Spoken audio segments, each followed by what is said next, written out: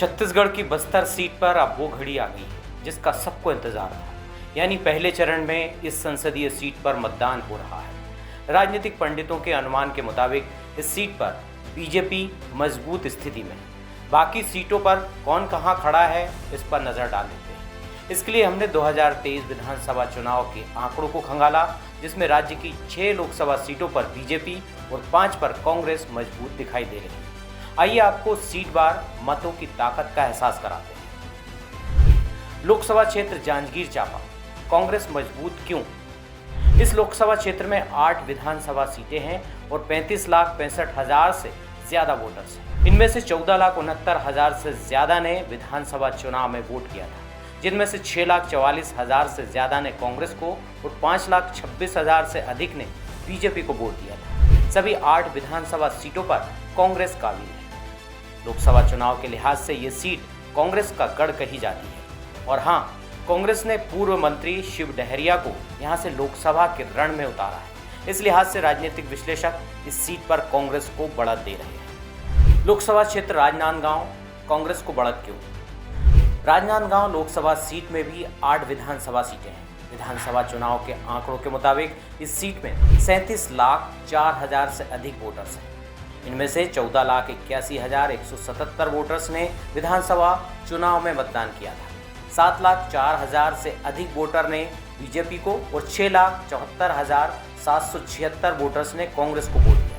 8 विधानसभा सीटों में से 3 पर बीजेपी और 5 पर कांग्रेस का कब्जा है। लेकिन कांग्रेस ने यहां से पूर्व सीएम भूपेश बघेल को मैदान में उतारा है।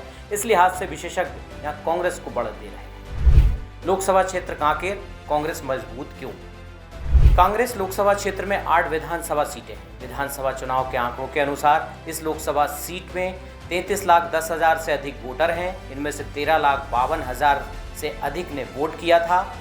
इनमें से 6,35,103 वोटर्स ने कांग्रेस को वोट दिया था और 5,52,803 ने विधानसभा चुनाव में बीजेपी के पक्ष में मतदान किया था।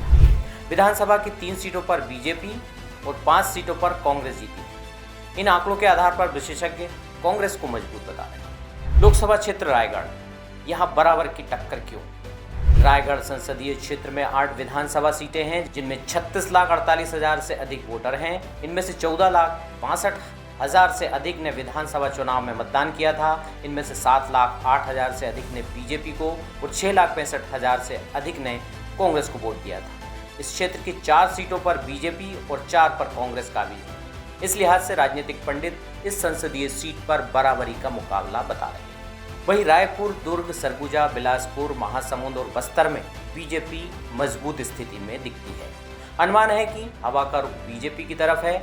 राम लहर और मोदी मैजिक यहाँ भगवा पताका फहराएगी। लेकिन राज्य की 5 सीटों पर कांग्रेस के लिए राजनीतिक पंडितों का अनुमान बीजेपी के टारगेट से उलट है। जैसा कि लोकसभा चुनाव में बीजेपी ने 370 और एनडीए 400 पार का नारा दिया है, लेकिन राजनीति में कुछ भी असंभव नहीं है। यदि कांग्रेस इन 5 सीटों पर बीजेपी की हवा का रुख पलटने में कामयाब हुई तो बीजेपी के कॉन्फिडेंस को डेंट लगा सकती है।